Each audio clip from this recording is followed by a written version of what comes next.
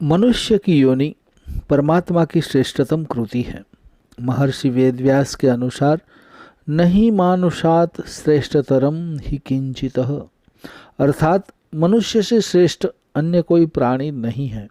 मनुष्य की श्रेष्ठता उसमें विवेक शक्ति होने के कारण है।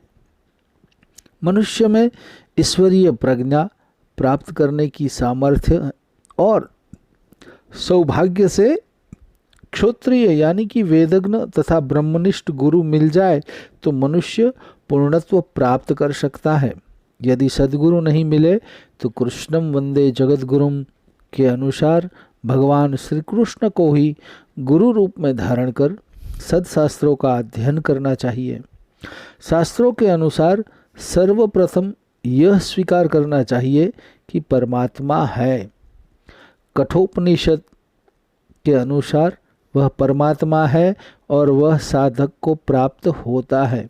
इस विश्वास से उन्हें स्वीकार करें और तत्पश्चात तात्विक विवेचन पूर्वक निरंतर उनका ध्यान करते हुए उन्हें प्राप्त करना चाहिए।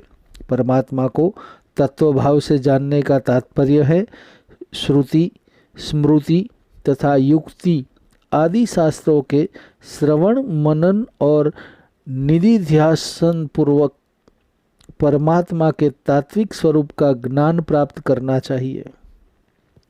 अंत में यह मंत्र कहता है कि इन दोनों प्रकार की उपलब्धियां प्राप्त होने पर परमात्मा का वास्तविक दिव्य स्वरूप साधक को प्रत्यक्ष अनुभव हो जाता है। आगे के दो मंत्रों कठोपनिषद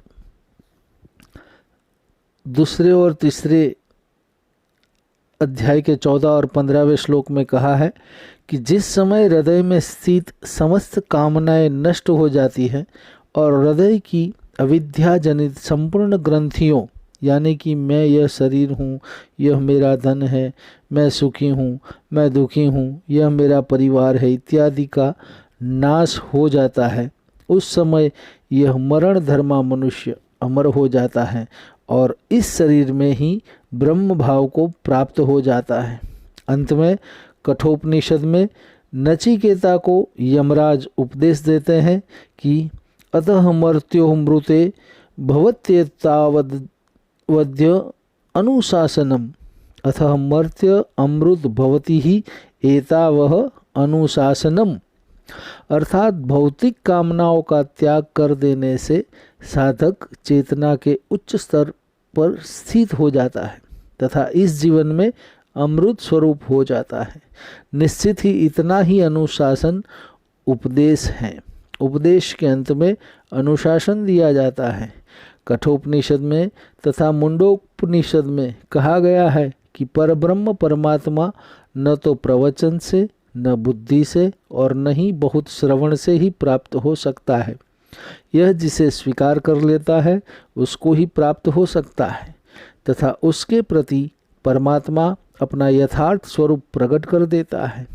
परमात्मा की दिव्यानुभूति प्राप्त करने के लिए उत्कट इच्छा, चित्त की निर्मलता और वैराग्य भाव साधक को भगवत कृपा का अधिकारी बना देता है।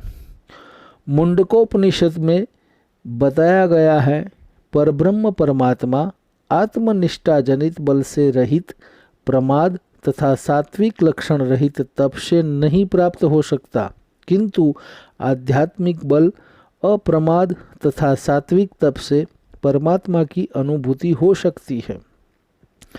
केनोपनिषद के दूसरे और स्कंद के 5वें अध्याय में कहा गया है कि इस मनुष्य शरीर में परब्रह्म को जान लिया तब तो मानव जन्म की सार्थकता है। यदि नहीं जान पाया तो महान विनाश अर्थात जन्म मृत्यु रूप प्रवाह में बहना पड़ेगा। इस मंत्र में परमात्मा को जानने की सरल विधि बताई है कि संपूर्ण चराचर प्राणियों में परमात्मा का साक्षात्कार करते हुए विवेकी साधक सदा के लिए जन्म मृत्यु के चक्र से छूटकर अमर हो जाता है। ओम यानी कि ओमकार या फिर उसे आप प्रणव मंत्र कह लो, उसकी उपासना से परब्रह्म परमात्मा की अनुभूति होती है। आद्य शंकराचार्य के अनुसार ओम यह अक्षर परमात्मा का सबसे समीपवर्ती यानी कि प्रियतम नाम है। इसका निरंतर उच्चारण किए जाने पर परमात्मा प्रसन्न होते हैं। अतः ओम का जप, मनन तथा निधिध्यासन करना परमात्मा की उपासना का सर्वोत्तम साधन है। छांदोग्य उपनिषद के प्रथम मंत्र में ये बताया गया है कि ओम यह अक्षर उद्गीत है, इसकी उपासना करनी चाहिए। ओम ऐसा उच्चारण करके उद्गाता उच्च स्वर से सामगान करता है। मांडुक्योपनिषद के प्रथम मंत्र में कहा गया है कि ओम यह अक्षर ही सब कुछ है। यह जो कुछ भूत, भविष्यत और वर्तमान है वह सब ओम की ही व्याख्या है। अतः यह सब ओमकार ही है। इसके अतिरिक्त जो अन्य त्रिकालातीत वस्तु है वह भी ओमकार ही है। इस उपनिषद में कुल 12 मंत्र हैं।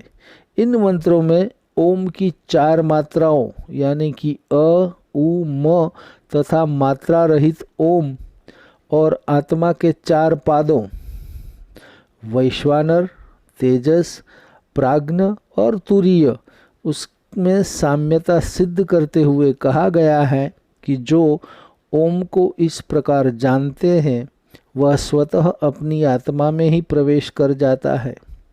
इस उपनिषद पर भगवान गौड़पादाचार्य द्वारा लिखित कारिकाओं के आगम प्रकरण मंत्र 25 से 29 में कहा गया है कि चित्त को ओमकार में समाहित करें। ओमकार निर्भय ब्रह्म पद है। ओमकार में नित्य समाहित रहने वाले साधक को कहीं भी भय नहीं होता। ओमकार ही परब्रह्म है और ओमकार ही अपर ब्रह्म माना गया है। ओमकार अपूर्व, अंतर्बाह्य, शून्य, अकार्य तथा अव्यय है। प्रणव ही सबका आदि, मध्य और अंत है।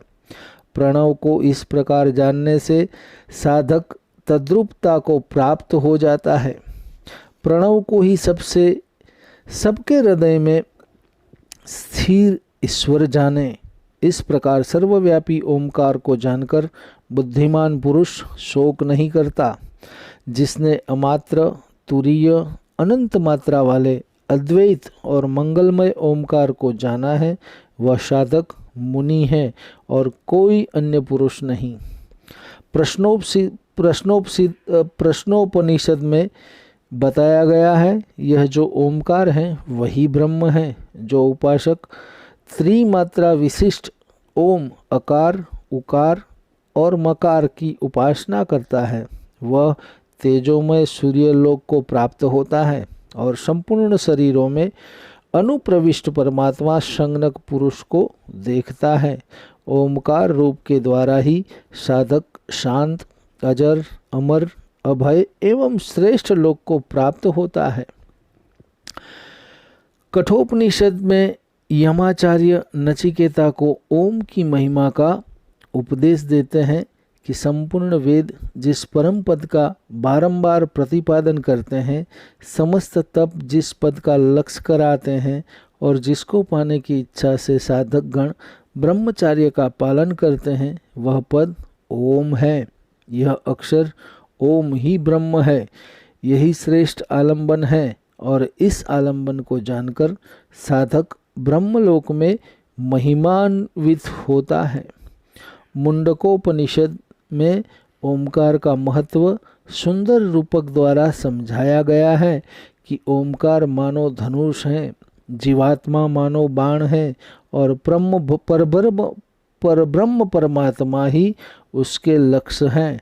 अर्थात जीवात्मा रूपी बाण को उपासना द्वारा निर्मल कर उसको प्रणव रूप धनुष पर भली भांति चढ़ाकर परमात्मा रूपी लक्ष्य बेधा जा सकता है।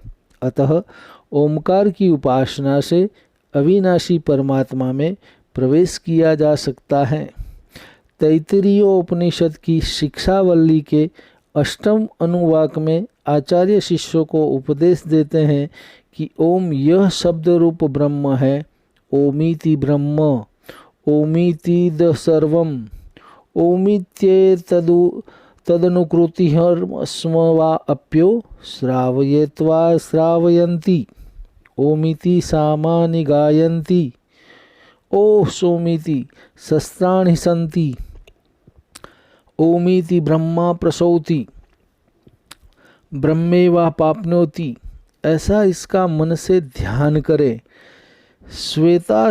श्वेतरोपनिषद में कहा गया है कि जिस प्रकार 2 अरणिकाष्ठों के मंथन से अग्नि का प्रागट्य होता है, उसी प्रकार अपनी देह को नीचे की अरणि और प्रणव को ऊपर की अरणि बनाकर ध्यान रूपी मंथन करते रहने से साधक अरणियों में छिपी हुई अग्नि की भांति हृदय में स्थित परम देव परमात्मा को देखता है।